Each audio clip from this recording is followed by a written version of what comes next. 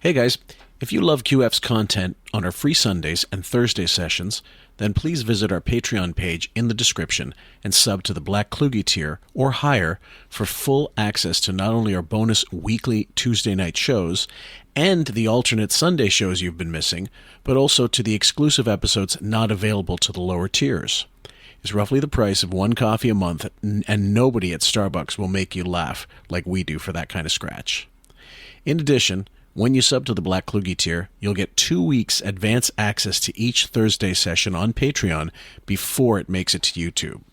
Do you have this person, and I hope the answer to this is yes, do you have this person in your life who you're totally unfiltered in everything you want to say about your relationship, work, whatever's going on in the world, how you really feel about it, and they are with you and they understand? Do you have that person? You don't mean a psychiatrist, you mean a friend. A friend, yeah. It's interesting. I have a friend who I've always thought was gay. He's not out of the closet. He never, has said he's gay. Well, I have a friend, a guy friend, but a gay guy, and he started doing it in his 20s. He calls it preventative, and I'm like, dude, really? But it just pointed up to me. I know a lot of friends who are looking for help with their kids, for mental health, mental health. I had a friend who was in a wheelchair the last couple of years of his life, and I have a friend who was in the hospital. The guy came close to dying. I mean, what do you mean, don't live in fear? I'm looking to live. I don't destroy them. I had some friends. I said, would you like these books? And some of them took some of them. You know what I mean? It's like that kind of thing. There is something about mastering an instrument and getting, I feel so close to that instrument now. Like I'm starting to understand what it is and what it does, that you almost think of it as a friend. You see, I don't get. You see, I got to tell you something. I had a friend growing up. I have a similar story, except mine doesn't end up with me jerking off with my friend. I remember my friend had an older brother, same guy who let me smell his finger for the first time, with YouPorn and Pornhub. Oh my God, I'm talking to a friend of mine who's a school teacher. One of my good friends is he lives in India, and a friend of mine says to me, one last question, that he takes nitric oxide sprays to help you. I'm going to tell you what I use. How did you find out about this product? I have a new friend who knows about curly hair. I don't confide in any friends. I wouldn't trust them. I don't know if it's a friend. I've told them some shit. That's another person you pay. Yeah, I don't have any friends I don't pay.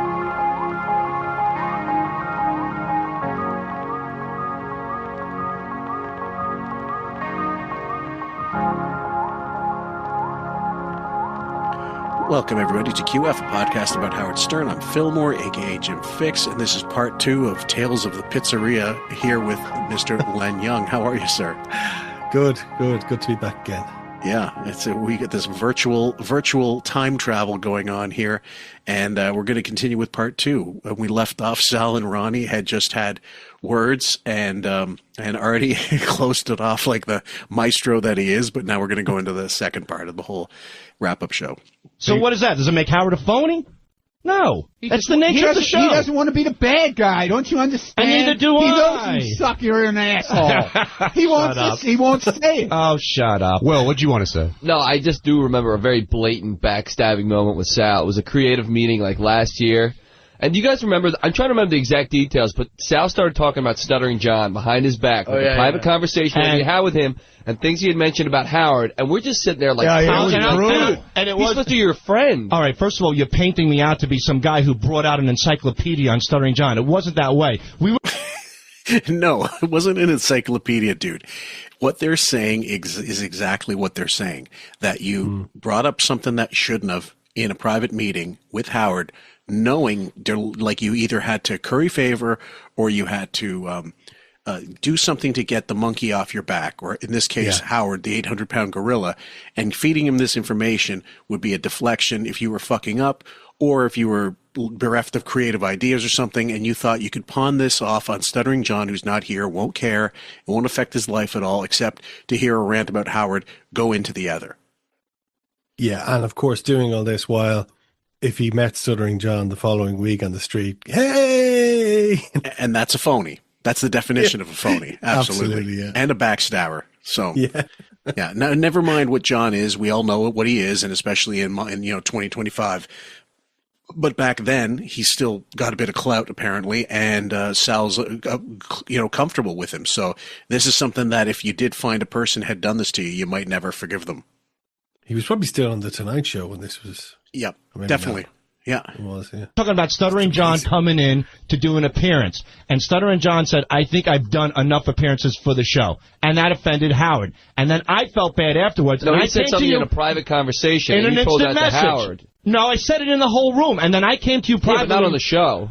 No kidding. And then I came to you, Will, privately and said, because Will, everyone was sitting there like this cringy face, like, dude, why are you totally throwing this guy under the bus? But it wasn't deliberate. And I came to you afterwards, and I go, should I call? What did I say to you? Should I call? That's true. You did say, should I call John? How about all the times because we've all slipped up, but I said to you, should I call Stuttering John? I go, now that the way that came across, it did come off douchey. Should I call Stuttering John because I feel bad? You're like, it did come off douchey, but let it go. And I'm like, all right. And I asked you for your opinion.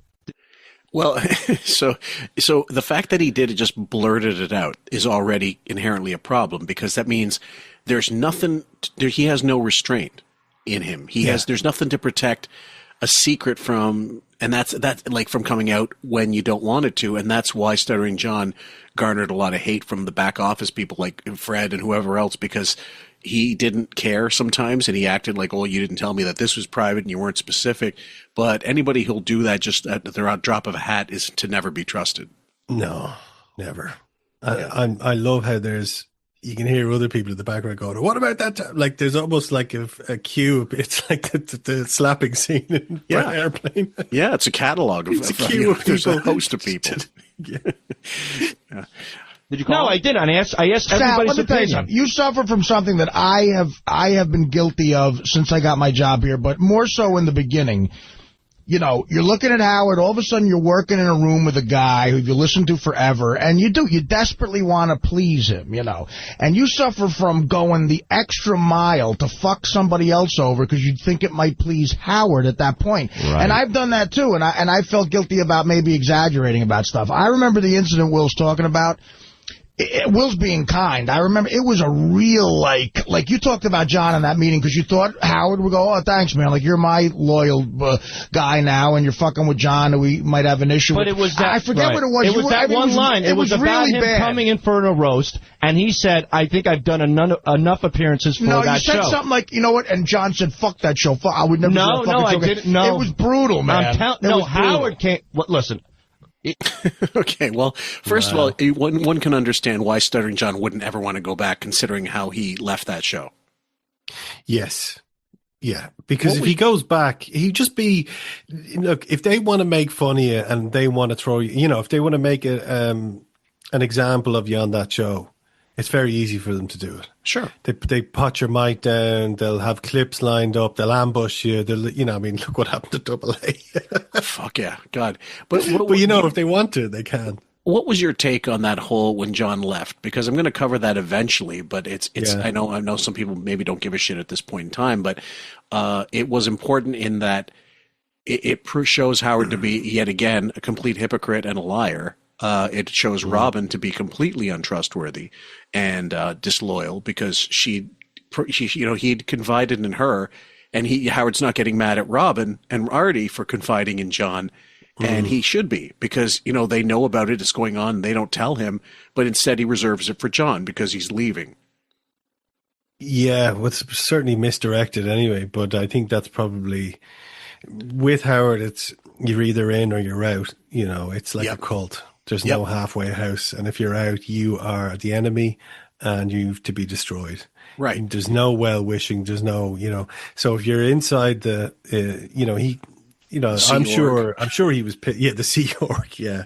There's going to be some leniency shown, but he's a very small, look, I remember that time, I have to go back and listen to it, but what I do remember of it was I just never enjoyed John as a character on it. Mm-hmm. I never thought KC was particularly. I was okay, but I was never It's never particularly great either around that time. So I remember not really being bothered when John left. Oh, yeah. Because, he wasn't a likable guy. No. At all. I thought getting Sal and Richard in, there was more there at the beginning. I think within a year or two, they just started getting their dicks out all the time, which just got really hacky and old. But well, it was fun at the time. The key there, like when they sandbagged, like Howard made all this bullshit, like he said something like Mel said he's dead to me.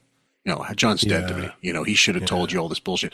And you can hear it in Howard's voice. He's making it up. He's doing that whole so-and-so told me. So it's not coming from him. Someone else said it, who probably never said anything about it and didn't know who the fuck Stuttering John was. But Howard directed it. He was pissed off at Jay Leno, but he was pissed off at Leno for showing him up, and he was pissed off at John for leaving. Yeah. He was pissed off with Leno for a long time. And he was pissed off with Johnny. He hated Johnny Carson because Johnny Carson, word got back to, wouldn't let him on. And word got back to Howard that Johnny Carson probably thought Howard was a dick.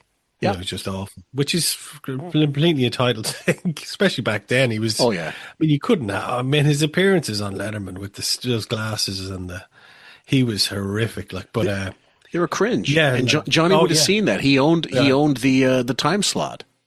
No, it's not Jonathan Winters we're talking about here. No. But I think with Leno as well, I think with Leno, it's the John thing. He just probably can't get over it. God, all the therapy that Howard's had, and he still can't let these things slide. They all have more money than they know what to do with. Yep. And Leno clearly doesn't give a shit. No, he never did. Yep. If you guys want to start reviewing, we all looked at each other. I remember looking at Benji and going, that was rough. Out of loyalty to somebody else's reaction in the room, I'm not going to go there. I'm not going to go where you guys are going right now, but I know exactly what I said. Here's the thing. Do I really think you think that way about John? No, I don't. I think you like John, but you got caught up in the moment of trying to please Howard, which a lot of us do, and you really threw a guy under the bus who's technically supposed to be your friend. To the point where... okay, so that's what we're talking about here. You've done a lot of that. All right, well, I appreciate you guys backstabbing me for backstabbing somebody else. Thank you. Thanks for pointing out my misdeeds that I failed to own up to. See, and the way they explained it, Sal was almost like I don't at the time he knew he'd done wrong, but he was quick to just expunge that from his memory when they're talking about it. Absolutely, it's selective amnesia. Then yes, fuck yeah. What do you mean I had the blood-stained axe in my hand? What blood? Yeah, it's amazing. What axe? Which one? What a fight, though, this is. Yeah. You're a user. I know exactly. I wish I remembered the exact quote. I know exactly quote, how it came out. It came out about Stuttering John coming back for an appearance. We wanted him from one of the roasts to come in and sit in. And John said to me, I've done enough appearances for the show. And then the F words weren't coming from me at that point. Right. All right? They were around the room. And that's when I felt real bad. I'm like, I think I opened a can of worms here by saying that. And then off the air, I said to Will, I go, you know what? Maybe I shouldn't have said that. So it started a series of people saying, fuck John. Yeah. And then do you think Sal felt really bad and went, oh, maybe I've opened a can of worms? And I turned to Will and said, maybe I shouldn't have said that. Does that sound like something Sal would do or think? I have a hard time imagining that. I don't think he would do that in the moment. I think it would have to be pointed out to Sal afterwards, and then he'd have to oh, yeah, you're right. I did something bad. Yeah, I mean, his version of events is not plausible at all when you give him his character. You just can't imagine any of that.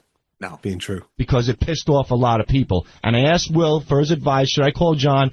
And he goes, you know what? It was in the room. Let it be. And I was just like, let's hope John doesn't hear it. And actually, you asked me too, and I suggested that you do call him and tell him, because it put us in a weird position, because we're friends with him also. Right. And it was bad enough to where me and Benji looked at each other. I remember that.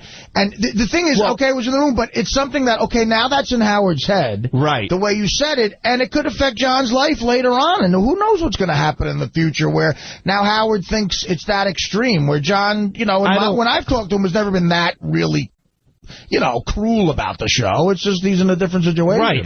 And again, based on what John said to me, it wasn't my intentions to make him look like a scumbag. I said to him, the way John said it, I've done enough appearances for the show. It really ticked off Howard, and that's why I felt really bad, and that's why I went to Benji and Will and everybody else. All right.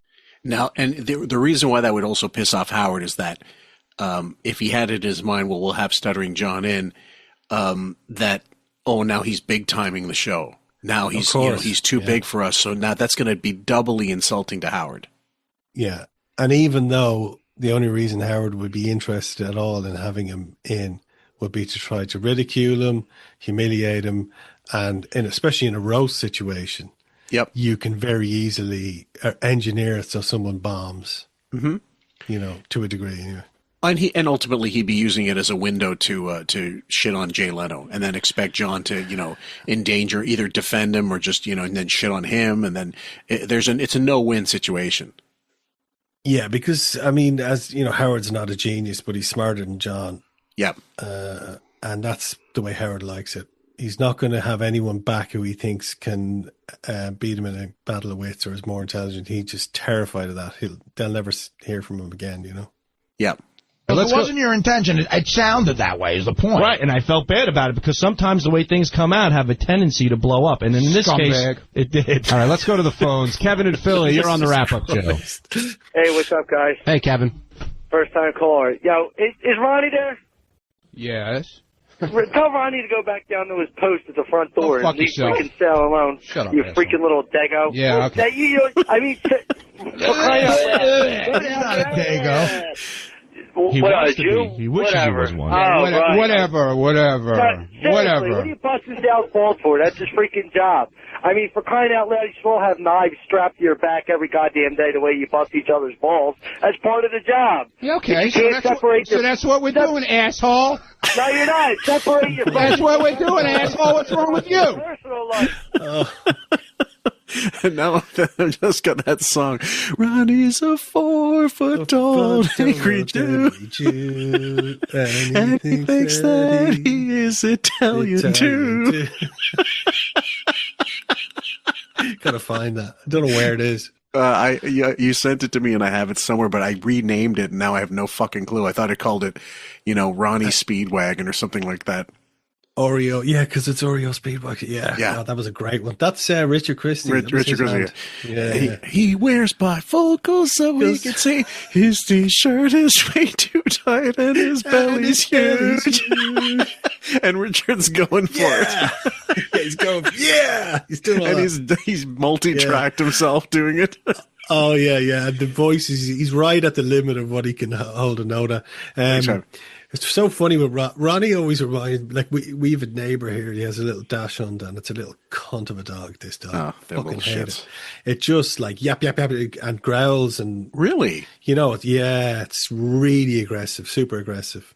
Well, I didn't know, but they're supposed to be ratting dogs. Essentially, they're bred to sniff out and yeah. Yeah. I like it's a bit awkward because the guy's lovely, the neighbor. Like we chat away, but the dog is just so aggressive towards me for some reason. Not really anyone else. Just seems to something to do with me. But it's funny. He was telling me that the dachshund, when they're having their dinner, the dachshund will watch them and won't start eating until they start eating their dinner.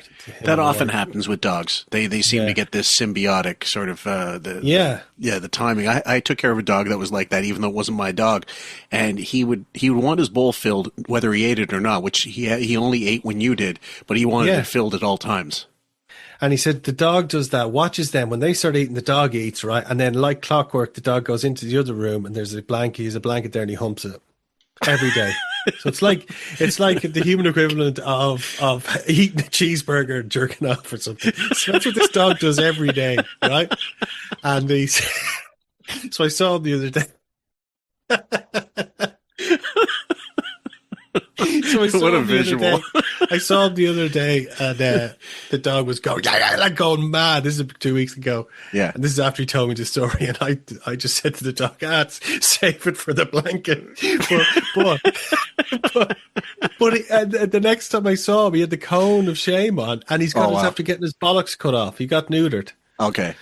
So he was much more, now maybe he's recovering from the surgery, but he's way calmer. So I think he's far less testosterone now going around the dog's body. So hopefully that'll calm him down. But he'll still probably hump the blanket. I love the cone of shame. Yeah. Raven called it that too, and it didn't occur to me. But yeah, it's essentially so they stop, so they don't lick their wounds or whatever. They're what they're supposed to heal. My late cat had one last year that she had a surgery and she had to have a cone on. It just looked miserable. You feel so sorry for them, but you can't trust them not to do it. Like, yeah, it's instinctive. Yeah. We're stabbing each other, motherfucker. What's your problem? What's wrong with you? Asswipe. You're doing it for cause and effect, right? Yeah, that's right. Cause and effect. That's what you're doing. Obviously, it's bothering you, isn't it? What's that? I said, obviously, you should keep your fucking mouth shut and go down and guard the front door like you belong. I am guarding the front door. Yeah, you're sitting in the studio, you idiot. You don't even know what fucking door I'm at, asshole. Are you up here? I don't need to know. I really don't give a shit. What do you do for a living, asswipe? What do you do? I'm a contract. The unreliable. we gotta isolate that one. Yeah, that's your next bumper for the start. What do you do for a living is on this show is such a fucking elitist shithead thing to say.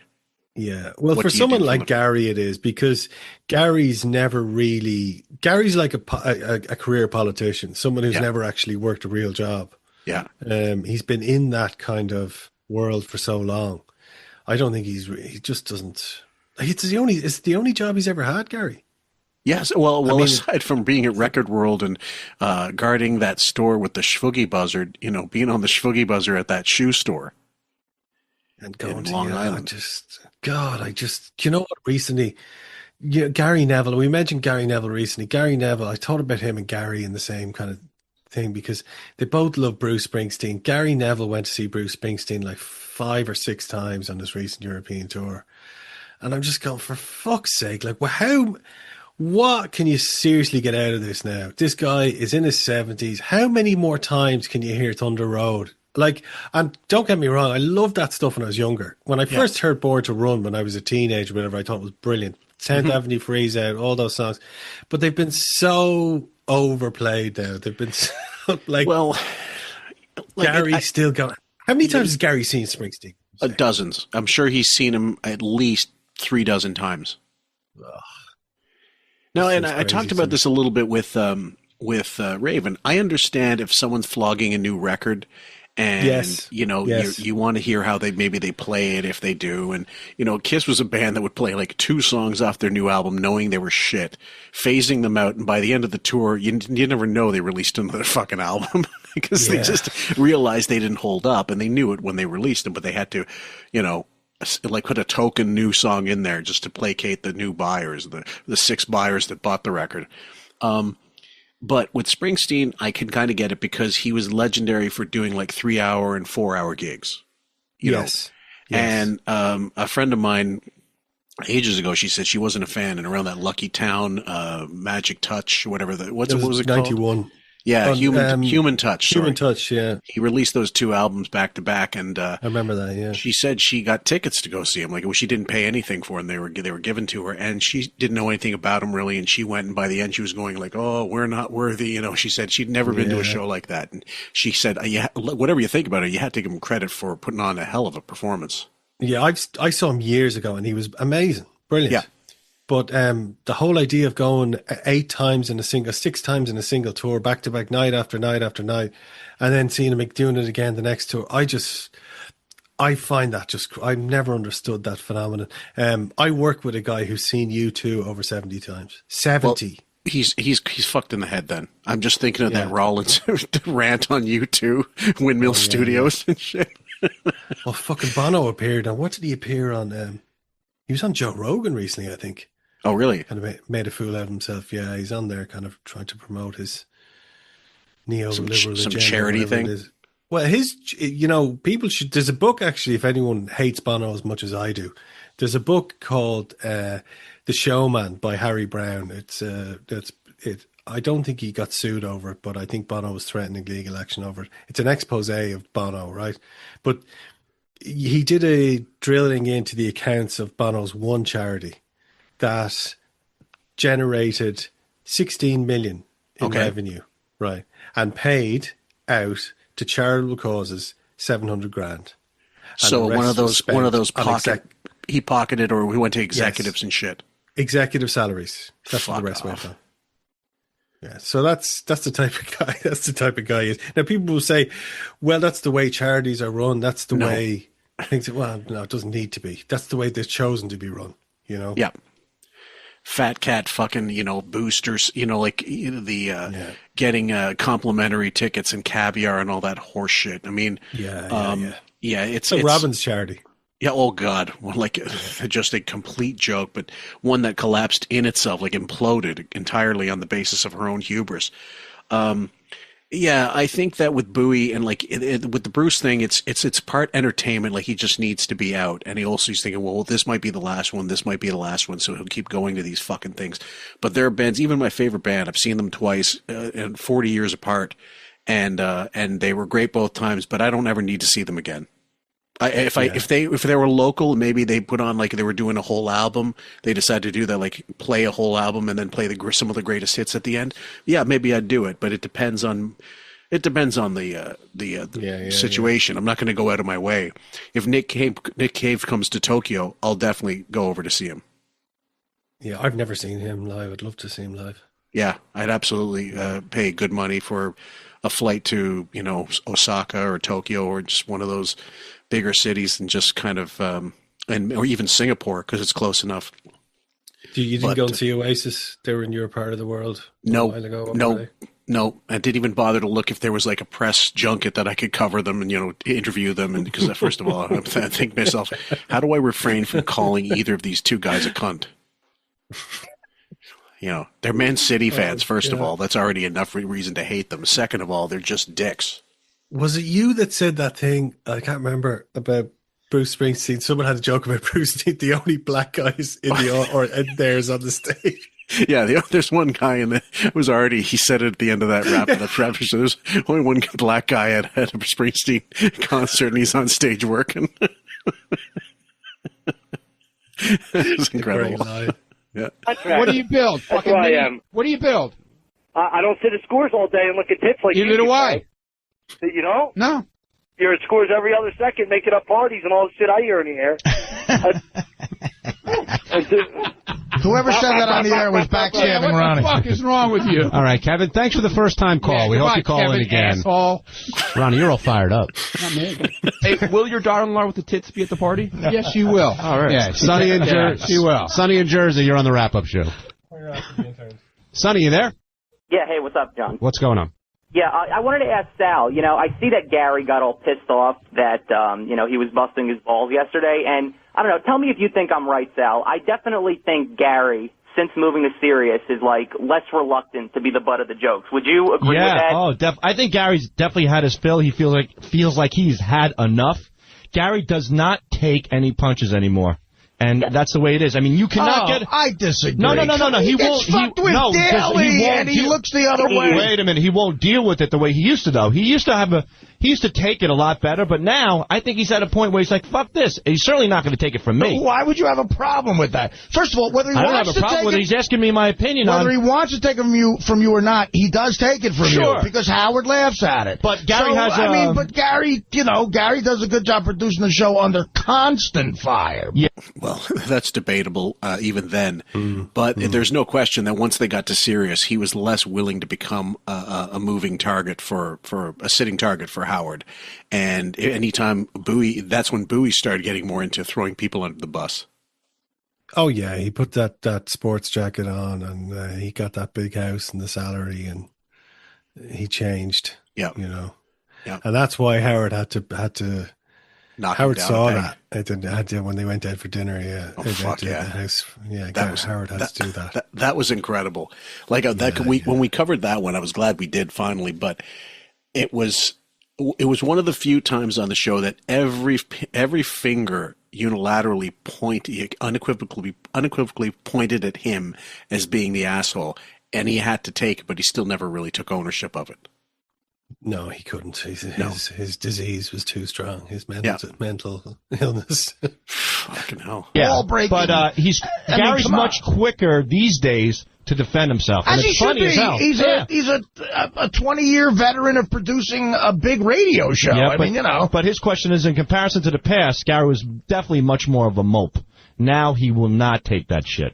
Not a mope. I mean, he was definitely a mope back in the day. The difference Boy is Gary, with Jackie Fred Howard, yeah, there were guys who were older than him. They looked at him as an intern. Now it's a new regime. I'm here, and I looked to Gary as a producer, not an intern. And that's the way. I think he just wants a fraction. Benji's the same way. Sure. I think he wants a fraction of that from you and Richard. I mean, Artie's respect kind of goes south when Bowie, first of all, he gets Bowie's check in the mail and sees what he's making. Oh yeah. Artie fucked up there.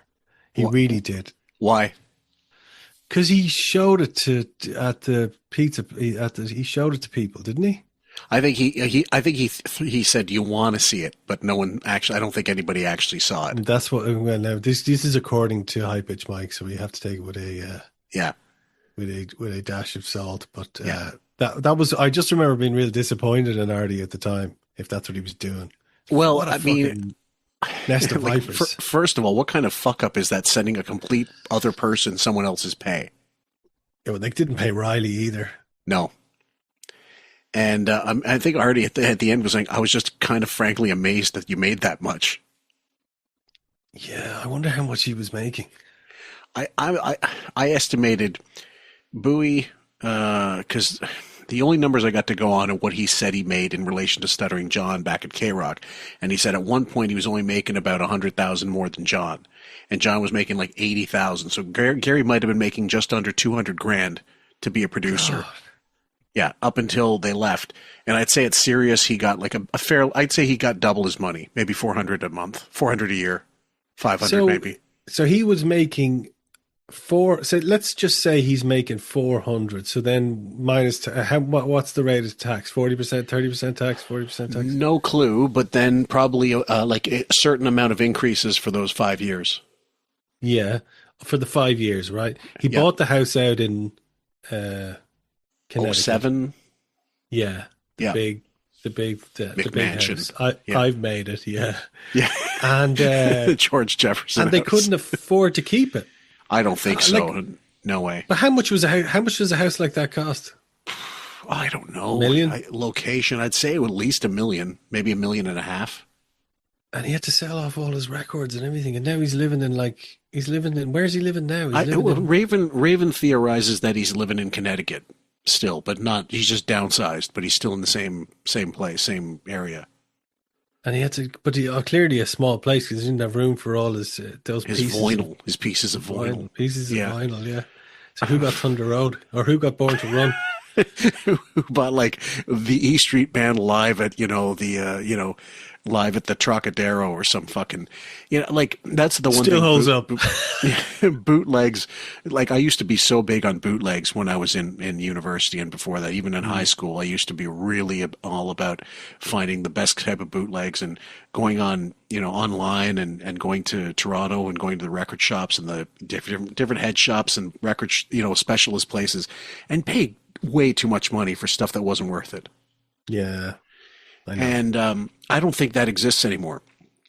I don't know that people really care that much. And now you can get so many online. You could download bootlegs, and there's a great.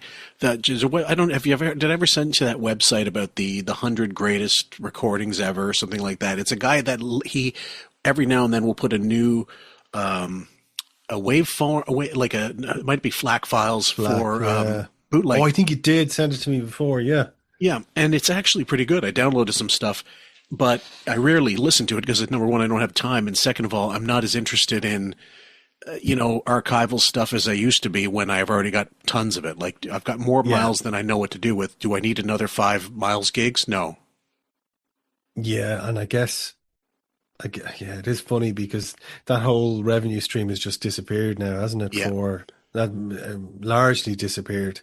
Yep. And I guess that's the thing when people give out about, oh, the ticket prices have gone up so high. It's like, well, that's why.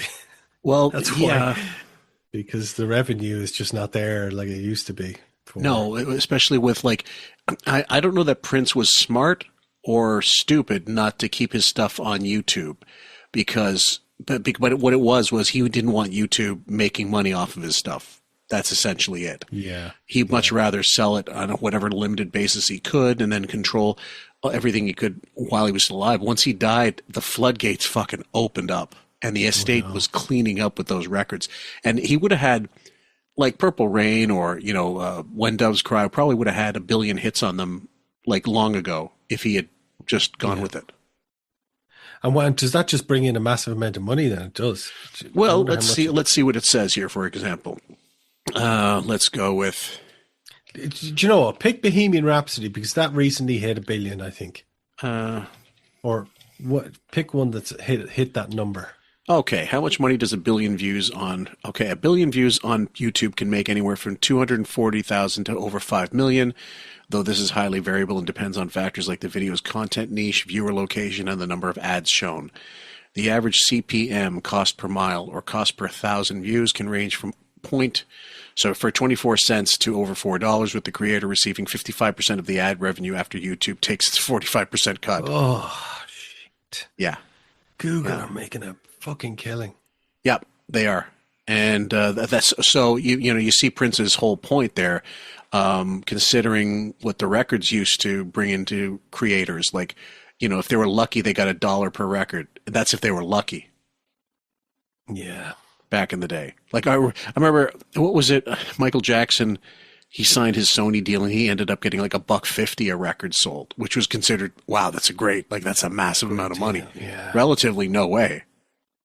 This is just amazing to me when you look back on it, because the record companies, these labels, they were just running this uglyopoly or whatever, where you just have this, they're all setting the price. Like the margin on a profit margin on a CD was probably about 1,500%. Yep. If you think about it, because I think it cost about a buck to make a CD, and they were selling them for 15 or 20. Now, obviously, you've got the fees and everything else that you're paying into that. They were paying what? How many? $1.50 to Michael Jackson out of that 15. Yep. They were making an insane amount of money. And that's why I honestly believe that when Napster came along and suddenly the tables turned and people thought about it, and they went after individuals with these strikes, and they were issuing $20,000 fines to people for downloading MP3s. The public had no sympathy for them, I think, because of the sheer greed that they'd gotten away with for decades. Oh Christ! I mean, they were made billionaires like thousands of times over, in the course of decades, and how many people they fucked over the decades, especially all the black the artists.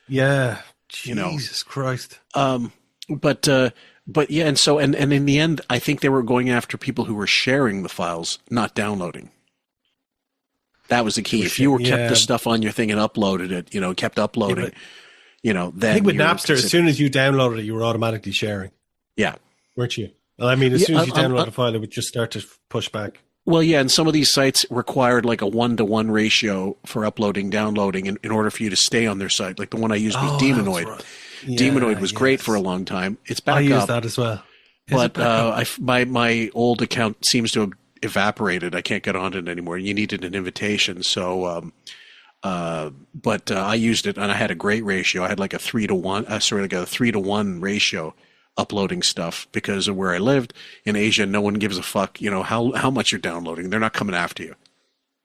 Oh yeah, okay. So it's funny, because right over here, what's happening here right now, I think it might be worldwide, which is really interesting, is Amazon are actively now going to, their Fire Sticks that they sell. Yeah. So they're based on Android, but they brought in a new one that's based on Linux, right? Okay. So you can't sideload apps on it. So you can't run APK files that can potentially stream copyrighted content.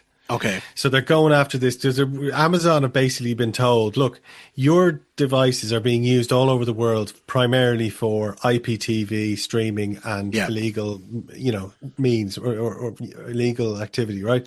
So what they've done with Android now is, and they're apparently doing this week, is that they're going to block sideloading apps that are being sideloaded from Fire Stick. So what you do with a Fire Stick, you go in and you can enable developer options. That's the first thing anyone does. Allow install from untrusted sources. That's the first thing you get. Oh, yeah. And you go in and you can use the downloader app, put in a code and install whatever you like. They're going to remove all them. I think this is going to have a huge impact on because there's so many people, I can tell you, neighbors I've spoken to, these are people in their 70s who have Fire Sticks. They don't even know what a Fire Stick is. Yeah.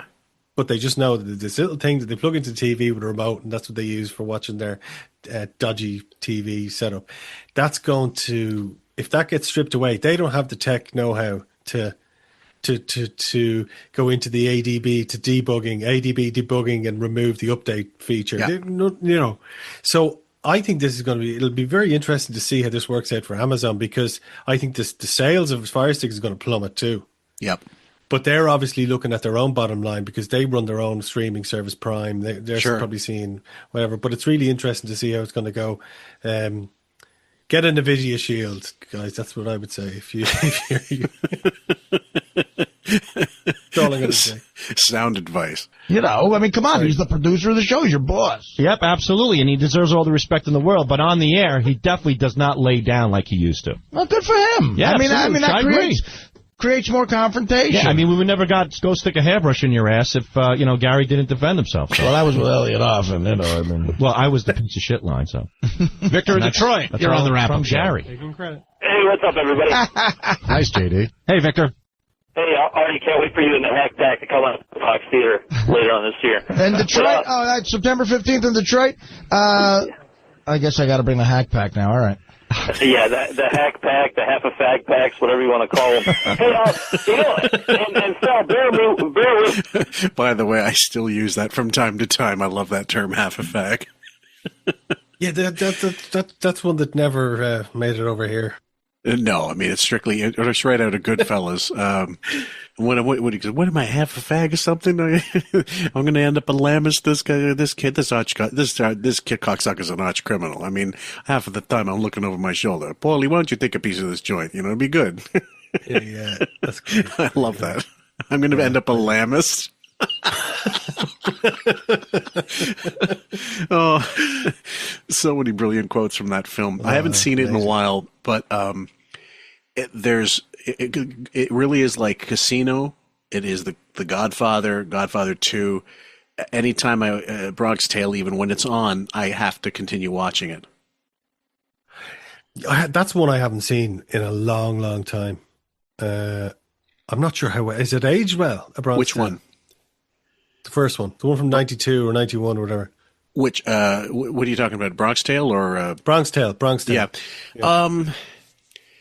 I think it's still good. It's still good. Yeah. I don't know that it hold that. I think the performances are better than the film itself, if that makes any sense. I know what you mean. Yeah, sometimes that can. You just see what the year that was. I'm curious now. 93 it was. 93, yeah. Okay. And because that was the era where De Niro started sort of walking through most of his roles, and he was the weakest link in his own film that he directed. It was all right, but not because it wasn't a showy part. It was because it was a. I think he should have given it to someone else to direct, or I think he should have, because I think the whole deal was Chaz Palminteri wrote it, and the whole thing was like, well, I want to star in it, but I want to direct it, whatever, and I don't know. He decided to do some flexing, maybe with that film company of his, but it certainly wasn't successful. I know that much. But I mean, it's kind of revered critically, isn't it? I remember seeing it when it came out. Yeah. Funnily enough, the criminal Martin Cahill, known as the General, they made a movie about him, actually, the one with Kevin Spacey, Ordinary Decent Criminal, which was terrible, but they did one with Brendan Gleeson called The General, with Cate Blanchett, but he was bringing back A Bronx Tale to the video shop when he was gunned down. Which oh, really? Was an interesting little bit of factoid, yeah. Wow. That's a trivia answer, certainly. There's a bit of trivia, useless. Me on this, I like you. I think you're funny, but I've touched on this before and it's been denied. But Artie, you mentioned something about this last week about a prank call being fake, and I'm willing to bet anything on it. And I want to know if Sal would take a lie detector test on the "my turban is dirty" prank call. I think that is a fake call. I got to tell you, you know what, dude?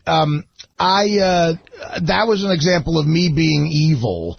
I suspected that, and even Howard came to me and sat me down and said, no, it's real, and so I digressed from that. But that was me really trying to fuck with Sal on a cheap level. The phone calls are real, and Howard even confirmed that. That's just that. See, the problem is that call is so funny. I was a skeptic, but it's a real thing. The funny thing is, but the thing is, though, I'm certain a number of them were fake. Like the one about the ordering a pizza. Okay, we need to get to the bottom of this now. This is serious business. Yeah. The wagons are circling there. Artie jumped. This is clearly, Howard told them all, never, ever, ever say that the calls are fake. Because they're so core to what we put. If we lose the phony phone calls, we're going to lose a whole load of content. I'm pretty sure, Fillmore, that it was illegal to do it by that point. I'm pretty sure that it was illegal to record someone, like that the phone calls had to be staged, unless they did them and then had to call them back and get them to sign a release or something. No, I seem to recall, and I think I was talking to Florentine about this, that they were still legal in Nevada, or it was either I think it was Nevada and New Jersey where they were still legal to record, but everywhere else, no. I'm just gonna. Let's just have a look. There must be I can't see it. The legality of prank calls, because what happened, wasn't there some issue in America where a prank call led to someone dying? There was something happened where someone. I can't remember. But they were made illegal sometime in the 2000s. Third Caller ID Act, Truth in Caller ID Act in 2010. This act made it illegal to use spoofed caller ID information with the intent to defraud, cause harm, or wrongly obtain anything of value. While not all prank calls are illegal, any prank call that involves caller ID spoofing for malicious purposes is now against the law. That's not what we're looking for. So it was 2010, though. There was a change in 2010. Look at this. When you hear prank calls on radio shows, they usually get permission afterwards, or sometimes recreate the call with actors, or use pre-cleared participants who know what's happening. Mm-hmm. If there's harm or harassment. Okay, well, if it's 2010, then this predates that. Yeah.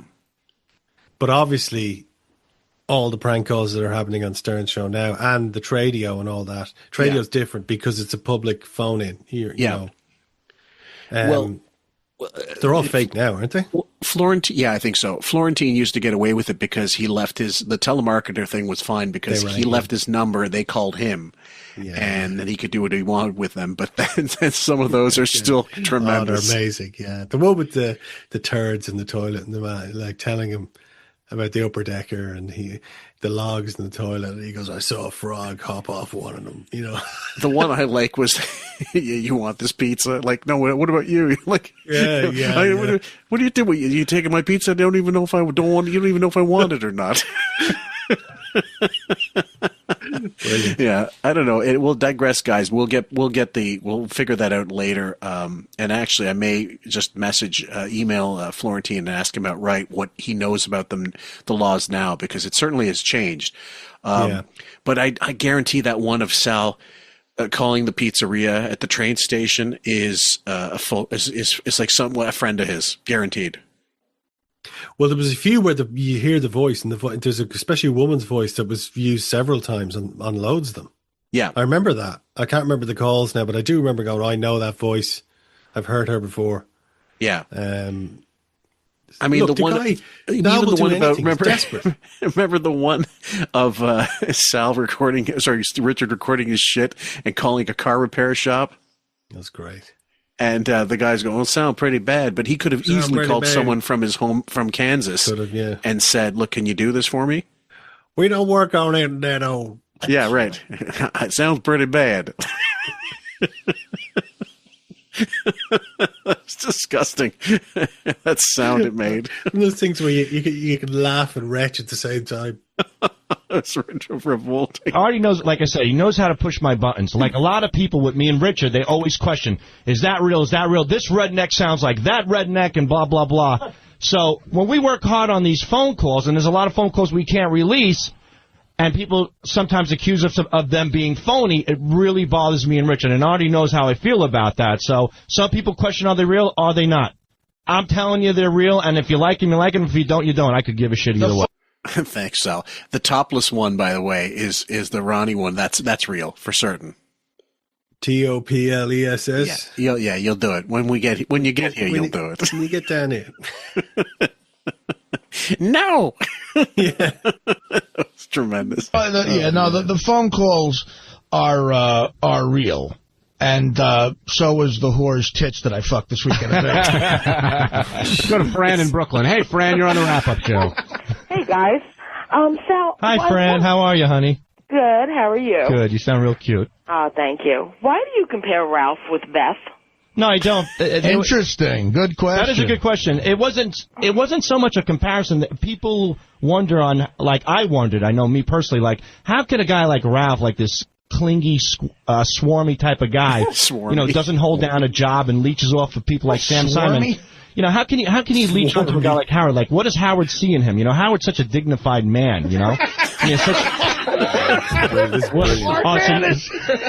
is. I mean, if you know Howard, like, I think I know Howard.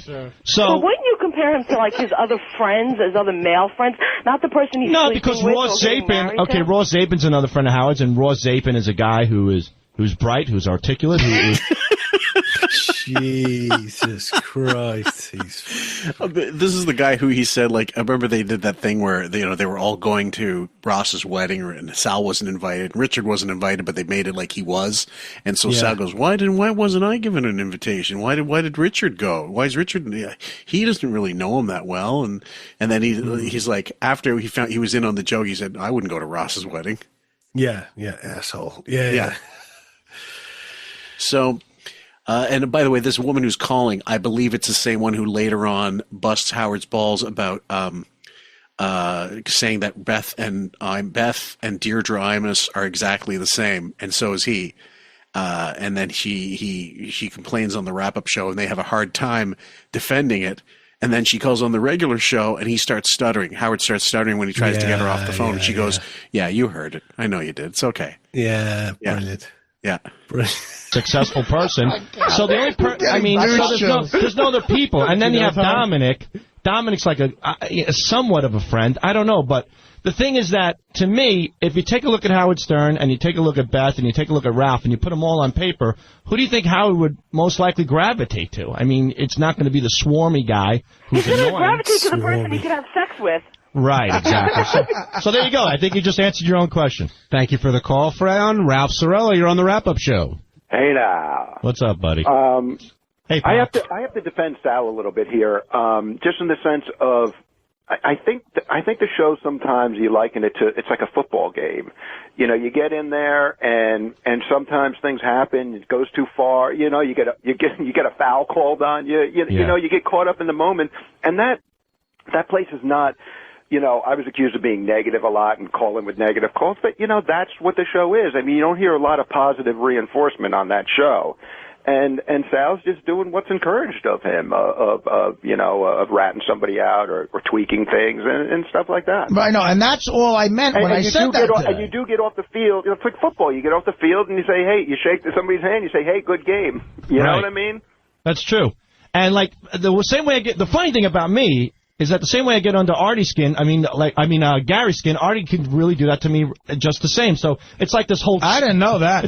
That's great information to have. It's a snowball effect. But Ralph makes a good point. But what Ralph is saying is all I meant when I spoke about Sal being phony and backstabbing within the context of the show. It's not a comment on him as a person. But Sal's examples, like the one we used with John in the meeting, are more extreme than others, Well, I think what I don't understand what was wrong with Sal saying that. I mean, that's an outrageous comment for John to make. Fuck him. Who knows if he made it? I think he did, just because I don't think Sal's a liar. Jesus, can we get away from that statement? Sal, whatever, Ralph. I don't know if you were at the meeting, but I think he at the very least exaggerated what John said. But let me tell you another thing. I mean, John makes no bones about it. We would recently try to get John in to do some other things, and he's denied us over and over and over John and over is very again. sensitive, and why wouldn't he be? I understand. Well, why wouldn't? What's the positive? He's at that point. He's on the Tonight Show. He's going to go on. It's going to be a news item that he went on, and they treated him like shit. It gets back to Jay Leno. All of a sudden, Jay Leno's dragged into something that he refuses to talk about and never did. And later on, like he would, in order to defend himself, he didn't really defend anything. He just said, "Look, if they talk about it, it disappears. If I were talk about what they talk about, then it becomes a news story." So he played it really smart. Leno did. Yeah. There's no upshot for John going back there. Absolutely none for him at all. Nope. And at this point, the only thing he would worried about is Howard going to cut me off? Like if I go visit him in the Hamptons or something like that, which apparently he did. He and Susanna did go out and visit them when they were in the Hamptons, and whatever they had a night there or whatever, something like that. They stayed over, they barbecued, whatever bullshit. And he talked about it in his book. But that would have been once it came out that he was on the Adam Carolla show and said they didn't pay us enough and blah blah blah. And of course then it was the quote was, "Don't drink the Kool-Aid," and then that became the fuck off thing. Yeah. That was about this time. When did he go out to Howard's place? Was it during Sirius? It was after he'd left, so he was at the Tonight Show, but he still maintained some kind of contact with Howard on a limited basis, and Beth and Susanna were still keeping in touch. Through email. Yeah, Susanna, who finally, wised up and decided to drop him like a hot potato, which, just recently, I sent Raven the link, for the Ben Stiller documentary on his parents about, Andrew and Jerry Stiller. I tried to watch some of it, and actually it was too difficult for me because it just brought up me thinking about my old man. And, it's still, kind of rough for me. Yet to really think about him, because it was all like a lot of family archival stuff, old footage and stuff, and it's too raw a nerve for me right now. Eventually I'll be okay, but it seemed to be well done. But then it goes into a little bit about his own, problems with his wife and, and his kids, and how they said, weren't really around and that kind of shit. And it made me think, like, it looks like it's well done, and I will check it out. And I suppose everybody, I'd recommend it on the basis of the amount of material they had to work with, archival wise. It made me think of Ben Stiller and Howard being the same person, an emotionless, fucking self-absorbed asshole. Yeah. My wife watched it, actually, the Ben Stiller thing. What did she think of it? She really liked it. Yeah, she says good. Yeah, she watched the John Candy one as well. Still haven't seen either of them. What did she think of the John Candy one? She like both of them, yeah. I'll wait until you see them before we discuss it anymore. But definitely check. Did you watch the John Candy one? You did. I did. Yeah. And after you do, we'll discuss it a little bit and just compare notes on it at a later date. Yeah. Because obviously, look, John he wouldn't have this job, and somehow Ralph, Howard I know, but wait, Ari, let me say, somehow Howard has thrown this on Jay Leno and given John a pass, right. And John was the one who handled it wrong. I mean, all right, Jay Leno is culpable in this, but John is. I don't know why Howard hasn't gotten more upset with John. I mean, John's the one who's taken the job. He's the one who bullshitted his way through that when he was pretending this and that. I forget the exact circumstances, but he wasn't upfront about it. Well, then if you forget the exact circumstances, then shut the fuck up. Yeah, exactly.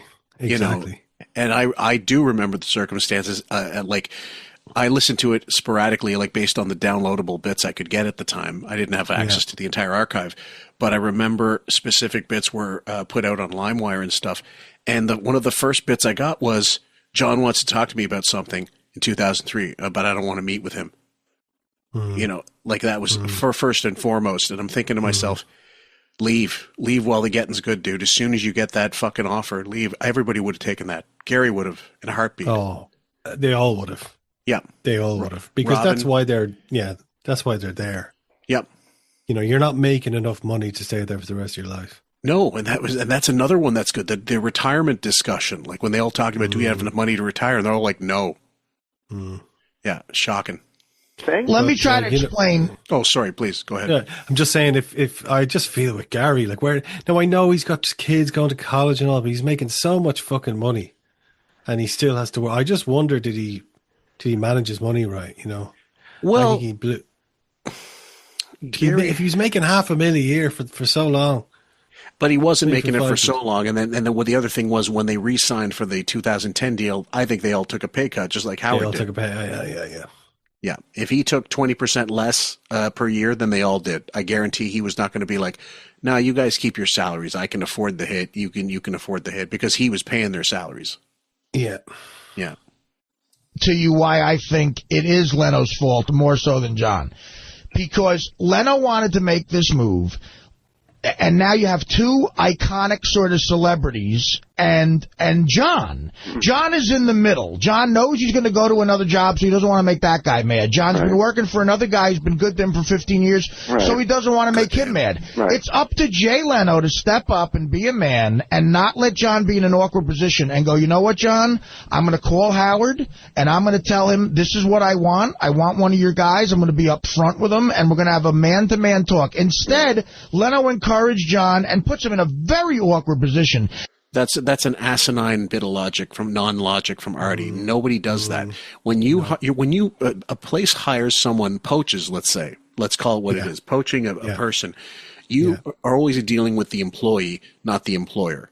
100%. So the idea that the employers are going to debate or talk about that like they're selling chess pieces or furniture pieces from the office is laughable. That's not how it works. No, and you know that happens in my line of work, where I know that there was a rival outfit set up. There was basically a company set up to rival a department that I was working in, doing the same thing with an ex-staff member, and he poached a couple of people. Now, we're not working directly with me, but just a couple of people for roles, and it was just seen at the time. But there was he didn't contact the company to say, is it okay if I blah, blah. No, you just, you can contact the person. People are free to do what they like. You know, this is why, Trent went to Real Madrid. They're free to leave. They're not. But it's different in sport. It's different when you spend your career telling someone how, like if you were working for a business and you said, I'm so happy here, all I want to do is stay here, it's my dream, and then 6 weeks later you're out the door, you're thinking to yourself, what the fuck happened? But it's not really like that, and it doesn't really happen like that much in business. I think that's I think Artie is just towing the line. He's towing the party line to make Howard feel secure. Absolutely. There's a player that played with the Boston Bruins, Brad Marchand. He a hockey player. He went to Florida. And because he's about, I don't know, upper 30s, and a hockey player can typically play up until they're 40, these days a little later than they used to, 41, 42 even, if they're really in good shape and they're not banged up. And obviously they make less money, but they still have some kind of role to play and whatever, and they still are productive. And he went back to Boston, and they had this ceremony on the Videotron for him, and he was really moved. Like, it was just like little clips of him over the years in Boston winning the cup, and they all applauded him and the standing ovation and stuff, and it was actually quite moving. And so it is possible to travel, traverse lines and still maintain a dignity, maintain a good respect. So the guy you're talking about, Trent Alexander-Arnold, who left Liverpool, went to Real Madrid, it was the way he left. And everybody who decides to defend him is missing the point. He was a guy. He was a Scouser. He was a Liverpool kid. Made it to the first team. He was an academy player, I believe. Yeah. And he claimed, I just want, this is my dream, just to play here. And then he didn't put them in a position to be able to profit off of him leaving. And he decided, I'm not taking. He mouthed too much rhetoric about wanting to stay, and then he left. Doing all this hand signals to the crowd. He started doing hand. He remained tight-lipped, didn't say what he wanted to do. Yeah, and then everyone knew at one point that he was leaving, and he left in such a way where he ran his contract down. Yep. So that Real Madrid. So basically, this is the problem. Real Madrid instructed him to run his contract down and not sign a new contract 18 months before he left. and they're a rival club, and he went along with what a rival club asked him to do for his own benefit. You know, that's the problem. Yeah. And I think if you look at Louis Diaz or any of these players, if they come up, they get a massive Queeveen Kelleher. I guarantee you, he'd get a great welcome. Oh yeah, the fans aren't all like that. It's not just leaving; it's the way you leave. Yeah. But with Howard, it's different. It's leaving. It's leaving. Good, you can bad, leave and be on. Yeah, you can be honest with him and say, "Look, I got an offer." You can be just like your man Isaac. You know, I got an opportunity. It's a lot more money. You know, I want to start a family or whatever. Fuck you. That's what Howard's attitude is. That was one of my favorite episodes to cover because that really was showing you what Howard was like, regardless of how you left. Yeah, thin-skinned. Piece of shit. Just piece of shit, yeah. Yeah. He encourages John not to tell Howard because it might blow up the deal. And what happens? Howard has to find out like some bitch 8 hours before the deal goes down. And Leno caused that. Howard, wait. Howard had every right to be mad at Leno more so than John. Artie, but no matter did what, a fucked up thing there. He did. No, and the other thing is, of course, Howard scuttled a move for Artie. And he's still defending Howard. This is someone who absolutely should know better than to be arguing Howard's point for Stuttering John and white knighting him. It's funny why he's being so defensive, obsequious to Howard, or just like literally laying down and saying, "Oh no, you are the god. You are like you just cannot criticize that lanky piece of shit there in I suppose ever." Well, he still managed to white knight him while he was, off the show. And then when he started calling him on his Quitter podcast, he started going after him eventually because he heard the stories and he was still ultimately mad. I think the criticism he gives Howard comes from a real place. The obsequiousness comes from a real place as well, but there's a conflict and he's never been able to work into his head. This guy wouldn't let me take time off to do a fucking movie, compared his movie to mine, a little fucking independent project, and, exploited my addictions. Yeah. Wrote me off completely. If that wasn't enough to understand that this is a piece of shit for Artie, then he's never going to understand. No, he isn't. Yeah. No matter what, so because Leno says to John, "Hey, keep it under your hat. Don't say anything to Howard." John's supposed to do that. What if he told John to go stick a bomb in Howard's car? He should do that too. Ralph, are we really going to compare the two things you just said? I mean, come on. Well, I know. Listen. I know I'm overstating it, but John. Put yourself in John's situation. He's about to go work for this unbelievably famous guy, a legendary show. He doesn't want to aggravate him. Leno put him in an awkward, terrible position. Ralph, you don't know. And it's a lack of character on somebody who would do that on both their parts, and John sort of gets a pass. And that's all I'm saying. I wouldn't do that. I wouldn't do that to Howard. And you would have risked fucking up this job that, come on, is your dream situation, more money, a better deal? No. So by saying that, Artie's he's already kind of gone back on what he's trying to say, but tried to defend Howard. You're going to risk fucking up this job. That's the whole point of why John didn't go to Howard. He knew he would queer the deal. Yeah, he would definitely, say nothing. Just say nothing. But like this whole idea that Ralph is loyal to Howard, if Sam Simon came along to him and said, "I want you to be the new my Ralph, right, and I'm going to pay you double what he has, you have your own place," he would be gone in the morning. I think so. I really believe that. Mm-hmm. And I believe it's a bit complicated. A bit complicated with those two because they had, there was a bit of compromise there. I'm sure. No kidding. And I think Sam didn't leave Ralph anything when he died. Yeah, he left it all to animals, didn't he? He left it all to charity, I think.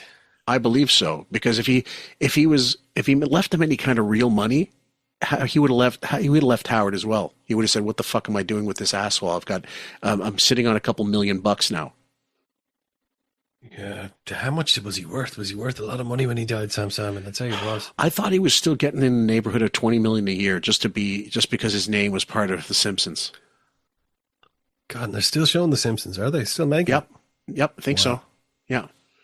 That's when you want that created by credit or those fucking, like those things that you keep making money off of years and years later. That guy Matt Groening must be a billionaire, is he, by this stage? Well, with all the licensing fees for all the Simpsons stuff, he must be like half a billionaire. Has to be, yeah. I mean, Simpsons is shown around the world. If it was just America, I guess I could say, okay, yeah, he's got money, but he's not Bill Gates or anything like that. No, you can license The Simpsons in every fucking country in different languages it's spoken. You know, like they've dubbing and stuff, T-shirts, pajamas, those bobblehead doll. Like there's so much stuff out there for The Simpsons. What's you're looking up this net worth? You were right. $600 million. That's what they're saying. That's what I figured.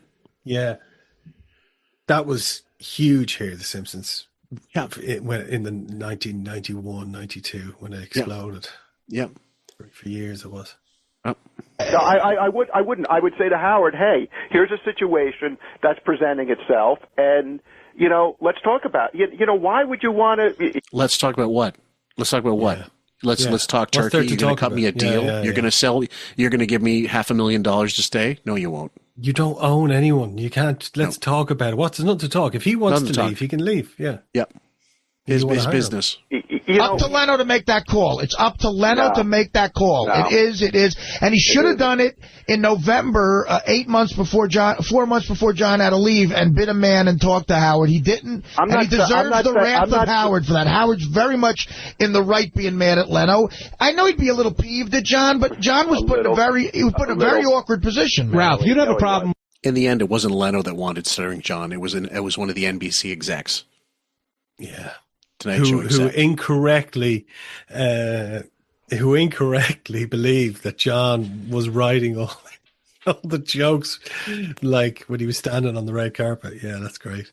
John grifted a fucking $500,000 a year job for what? I think he got a 3-year deal for $500 a year, and he was demoted to writer, but then barely wrote anything. I don't have a mug, but if I would, I'd lift it up like this and do his thing that he... Pamela Anderson. Oh, yeah, it was brilliant. Nicolas Cage. There's one clip I have somewhere of Hardy and Fred just going after John, like imitating like the Beau Brummels, a Bart Starr, Andre the Giant, Yeah, God, to make him an announcer. And then when they brought him up, like, I think they used him once or twice in skits, like speaking, and then quickly got rid of that. And he just became a visual standing there. And then they got rid of him as well. And he ended up being moved back to like executive writer, and he was never seen again. Fucking Jesus. And then, you'll see him on the Stephanie Miller show. He lasted a week at Stephanie Miller because he was a useless piece of shit. And, God. Oh, God. Wow. Unbelievable. With John taking the job, you have a problem with how he took the job, correct? Exactly. I mean, hey, listen, more power to him. I mean, he and it sort of could be celebrated and like, hey, listen, this Howard Stern show got an intern on to be the announcer on the Tonight Show. That's amazing. That's a pretty fucking amazing, yeah. And I think John just made it just a black mark, I say, you're sort of playing out like, Leno's 90% responsible and John is 10%, but I'm saying that's a good 50-50 share there. I know. I'm not saying they both did the wrong thing. There's no getting around that. I'm not saying Leno's 90% responsible. I'm saying he's 99% responsible, and John is just John had. Poor John. Poor John. He's just a pawn in the game of life. What Leno tells John to keep this under his hat. What is he supposed to do? That's a fucking real bitchy, brutal thing to do. He should have been a man and called Howard. Leno and Howard are sort of on the same scale in the history of show business. No, they're not. They're not even close. No, they're not. Leno had universal appeal at one point. Leno could have done a show for kids, for grandmothers, for middle. Whereas Howard, no, he tried that and it failed horribly. Yeah, the ratings tanked. Yeah, they were friendly. Leno's got to make that call, I think, and I felt bad for John. The way John handled it after Howard. It's funny, Jay Leno falling down a mountain and just like rupturing his orbital lobe, like whatever his orbital bone, is less embarrassing than Howard dancing with a twink on the stage of America's Got Talent, and that GIF being there forever. Yeah, and also if that happened to Howard, he'd write a fucking book about it, looking for sympathy. The prick. Yep. Like, Jesus Christ, what was the thing about the cancer? With Howard. Fake cancer. He basically said, I had a spot on my liver, and I was scared that it was cancer or whatever, and it turned out to not be cancerous, and they removed it or something like that. I don't know if they removed it. There was nothing there, basically. It was like a CT scan or something, and it turned out to be nothing. So they did a CT scan, saw a spot, investigated further, and said, no, it's nothing. No. There's something wrong with the machine. And then he gets to, this was the big selling point for his, this was the big fucking mic drop moment to try and promote the book. Howard's cancer fucking scare. Oh my God. No, well, that was it. That was that. And he went like show to show, parading this bullshit. And like, oh no, like with this fucking pelican, we found a baby duckling in there, mistook it for a tumor, and and that was it. And then he had the nerve. And meanwhile, his fucking co-host has been fighting cancer for fucking stage 4 cancer for the last 10 years. And he has the gall to go on about this fake bullshit cancer. It's great. Amazing. Fucking 10 years, 12 years. What am I talking 10 years? Like 2013. Yeah, 2013, 12 years now. It's incredible. Fucking hell. Jesus. Weird. Now you've gone from John's not only not responsible, you feel bad for the poor guy because he's put in an awkward position. Well, Ralph, you're also pissed at John, right? Fuck that. Ralph. What's Ralph, that? you're also pissed off at John. I know you're pissed off at John independent of this conversation. Yeah, but John is, and I would never compare John to Sal. I mean, Sal's gone and railed off on me on the air and stuff like that, and I don't know, there's something different about it with Sal. I mean, I like him off the air, he's a nice person, and I don't think of him as like that kind of backstabber that John is, like that really two-faced. John is a two-faced, manipulating kind of person. I don't think Sal is like that. Yeah, and I'm not saying John hasn't done stuff like what you're talking about in the past. I'm just saying in the Leno thing, it was Leno's job to call Howard. And I'm not amping it up because I got a problem with John on a personal level here and there and that kind of thing. I just think it was a shitty thing to do. I mean, John Hine, as a fan of the show and a guy who kind of knows the media, do you think Leno should have made that call? I mean, don't you think he put John in an awkward position? I absolutely think he should have made that call. Right. I mean, I feel for John in the position he was in, but I agree with Ralph in the sense that John could have done something about it. He couldn't have done anything about it, dude. Fuck off. No. Do you think you're going to get the truth from fucking Hine? Do you think he's going to say anything? No. That might disturb the apple cart here. No fucking way. And I mean, the one time he did, according to a serious problem, he got demoted and couldn't do the wrap-up show anymore. And that it was by inaction. It wasn't by anything he did. It was what he failed to do. When was that? I remember, yeah. Mary McCormick was on the wrap-up show, and somebody called up and talked about her husband cheating on her or something like that, and she said, get him off the phone, and they didn't get him off the phone fast enough. And what happened he got taken off for a period of time? He got taken off, he got demoted, and he was pissed off, and he was in the back room, back office, and sulking and talking shit about Marcy Turk and all this stuff, and he just hated the way the show was. They all did, I mean, but, if they all wanted their paychecks, they shut the fuck up and did what they were told.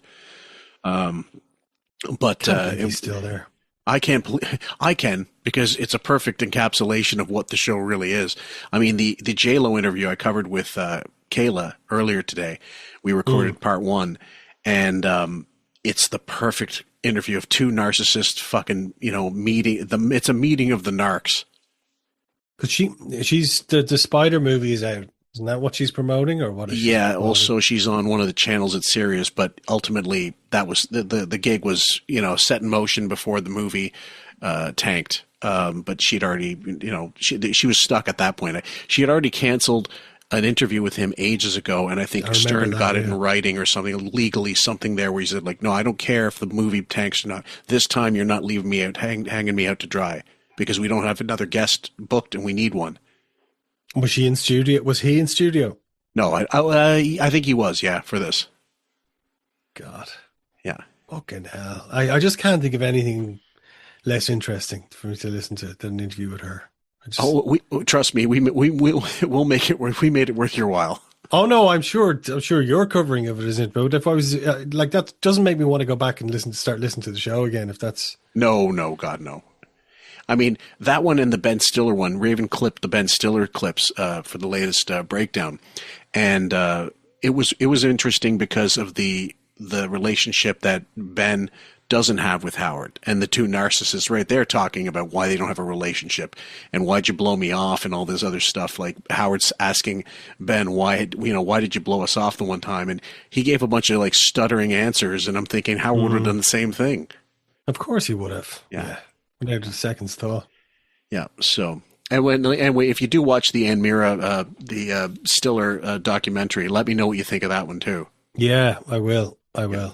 I don't know what you do, man, because if you go against the request from this new boss of yours, and all of a sudden he gets a call from Howard out of the blue, blindsiding him because John spilled the beans, John's risking blowing the deal, and that's what he was afraid of. But you got to take into account why you're having that opportunity in the first place. You know what I mean? Okay, man, but this is America. You get jobs, and sometimes they're stepping stones to other things. But there's an appropriate way to handle shit. So, Artie, you really think there's nothing John could have done, nothing differently he could have done during you know more about the situation than I do. John came to me 2 days after he got the offer and it was official. This was in November. He left the show in February. And I said, John, much like Howard's opinion, I said, John, I think that's a great opportunity for you. You should absolutely take it. But, you have to somehow make sure Howard knows about this before, a couple of months go by. And I said, at the time, you have to beg Leno to let you tell him, or you got to tell Jay you have to tell him yourself, because Leno's putting you in an awkward position. I said that from the beginning. And lo and behold, John was deathly afraid, like any other guy would be, of losing the deal with the Tonight Show. So he just stayed, quiet. He just backstabbed Howard. No, he's not backstabbing him. He's staying quiet to figure out the situation. Leno lets months go by, and then, okay, Howard finds out 2 days before John's leaving, which is, and what is Howard's inclination? He picks up the phone and screams at Leno. And by the way, there was no screaming involved. All that bullshit. Remember that story Howard told about, berating him and going on, never happened. Never, ever, ever happened. No chance. No. Might he have called Leno? First of all, I don't believe he called him. Second of all, I'd say Leno called him and they talked. And Leno did say some of those things like, oh, does this mean we're not going to be friends? And Howard might have raged at him, but it would be more on the little bitchy side, not, how dare you take one of my guys and all this bullshit. How I would picture it going down is Howard would have a rant at his agent, Don Buchwald, and give out yards and go. And basically then project what he'd like to say onto Leno, onto his agent, going, this is what I would, and then takes that back to the audience as, this is what I told Jay Leno, but I never said it to his face. I said it to my agent. Something like that. No, he's an absolute coward. There's just no way he would have, and not that Jay Leno would be one to be afraid of, but Howard just doesn't have the balls to do that face to face to anybody. Yeah. Yeah. Absolutely. Anyway, guys, we're going to leave it there from that one. We hope you've enjoyed this this track down wrap up show. Lane, have you got a dedication for this one? A dedication. What's a good one to do? God, I haven't thought about this one either. Jeez, I need to get my maybe some stones. Maybe some stones. long while or something. Yeah, long while's a good one. I like that one. But if you think of one in the interim, please let me know. But we'll go with long while, I suppose. But unless you can think of something that is appropriate to the wrap up show audio, to the spineless Starfucker by the Stones. Starfucker. Yeah, Sal. You could have a few ones with Sal. I'll have fun with that. I'll just type in. Be careful what you type in with Sal, though, to Google. No kidding. Nothing about Mutt's daughter's underwear. Well, there's a great instrumental by Sylvain called "Forgotten Panties," which I'd love to play. Oh, Jesus, that's a good one, actually. Who the guy from New York Dolls? New York Dolls. Oh yeah. Yeah, one of his solo albums, he had an instrumental that's very reminiscent of. It's almost like a '50s instrumental, a little Santo and Johnny-ish. Nice. Yeah. Oh, lovely. Yeah. Maybe I'll have a listen to that, and maybe that should be a good one for Sal. All right. In the meantime, guys, have a great week, and we'll see you on the next one. Thanks, folks.